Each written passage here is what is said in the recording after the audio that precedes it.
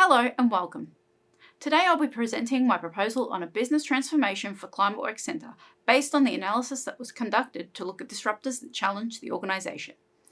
This is conducted by looking at the different services that ClimateWorks provides, whom these services are delivered to, and how they achieved it based on a previous assignment. From this information, we can see that an opportunity has presented itself to transform the company, and this will be discussed in further detail. Previous frameworks that were used in the other assignment will be raised again, as well as introducing new frameworks and a roadmap to explain how ClimateWorks can achieve a positive outcome. What can occur when change is made? How best to support staff? When it is being implemented, and encouraging them to embrace the changes rather than resist them will be explained. We start by looking at their current state business model canvas, which highlights that ClimateWorks offers designing education programs, policies, advice, and frameworks around reducing carbon emissions to net zero targets by 2050 in Australia and Southeast Asia. They are able to conduct their work through grants, donations, and partnerships. Their customer base varies from Monash students to ASX companies and even all layers of government. ClimateWorks communicates its messaging on who they are through their newsletters, social media channels, and their website. The resources required to do the work goes beyond IT, equipment, and office space. The key resource is its people, who are the very heart of ClimateWorks. It is the people and the knowledge that sits internally that allows the monetary funds to enter the organisation and the activities to keep going in creating impact. Based on this information, it is proposed, rather than looking at the external offerings that ClimateWorks provides, that the transformation is reviewed from an internal lens, looking at improving the culture within ClimateWorks through various levers, one of which is transitioning across from contract roles into ongoing positions. The reason for this lever is that it may provide a way in which to retain staff and knowledge, reduce turnover, and enhance job security, resulting in a workplace that can thrive.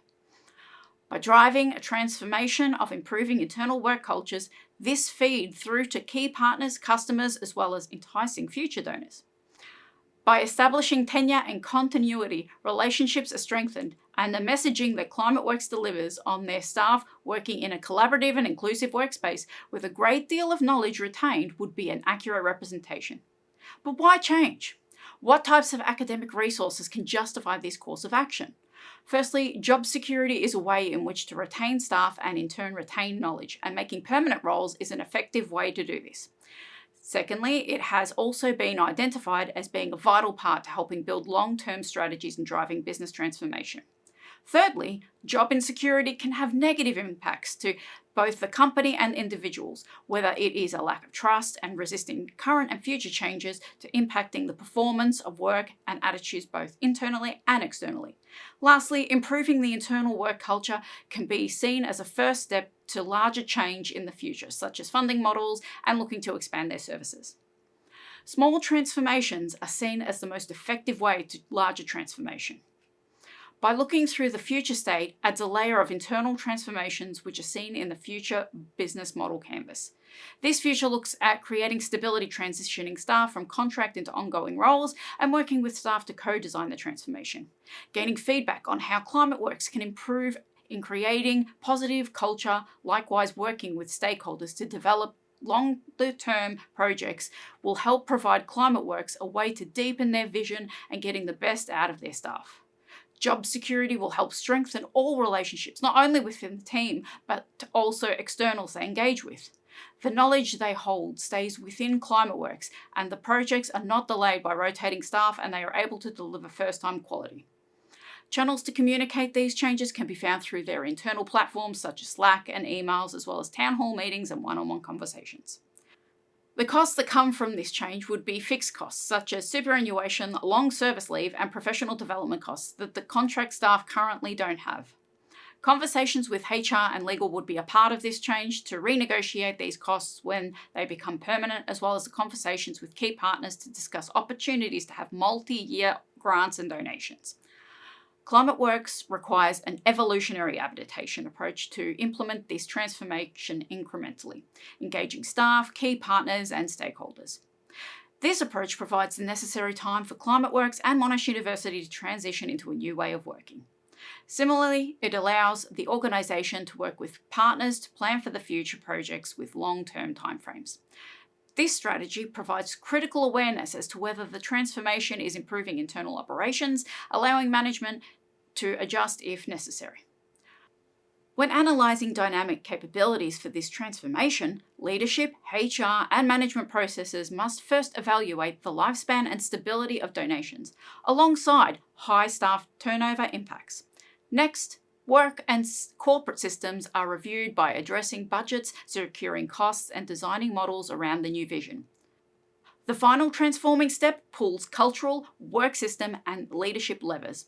This transitions staff from contracts, builds an inclusive collective workplace, and uses feedback to reduce silos and toxic behaviour, while securing a long-term future with donors.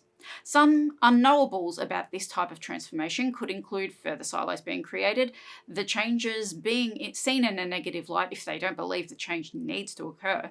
There may be staff that are happy as a contract staff member. Staff may also feel that they are in limbo if leadership is slow to respond with updates or delays.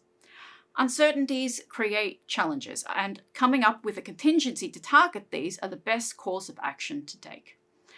These can be found through clear communication, how it aligns to ClimateWorks' vision, creating a space that staff feel engaged and welcome to voice their opinion. Any delays that leadership may face are communicated to staff so they are reassured. Resistance to change is something that does occur, but how it is handled determines whether it succeeds. The type of resistance that could arise could be based on past experiences, and for this reason, the second-order level of change should be adapted to overcome. Also, by applying an ambidextrous model, so both the present and future models are rolled out together, staff can see what benefits come from the changes and provide a level of safety. And ensuring that staff are actively participating in the process will also provide relief and reduce resistance. Management can design the overall strategy using the Change Kaleidoscope model framework. The transformation implementation process will take 3 years, broken down into 6-month stages. The scope focuses on creating a safe, collaborative environment where staff feel valued, heard, and motivated to stay. This preserves existing staff, core climate work values, and diversity, which will create a positive external ripple effect. Key organisation capabilities include a strong leadership supporting allies from other faculties, internal staff knowledge, and external services like the Employee Assistance Program.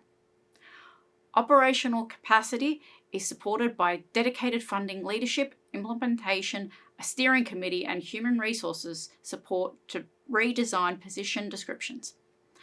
Staff readiness is exceptionally high. This change is not only embraced but actively needed due to past organisational transformations, causing instability and tension.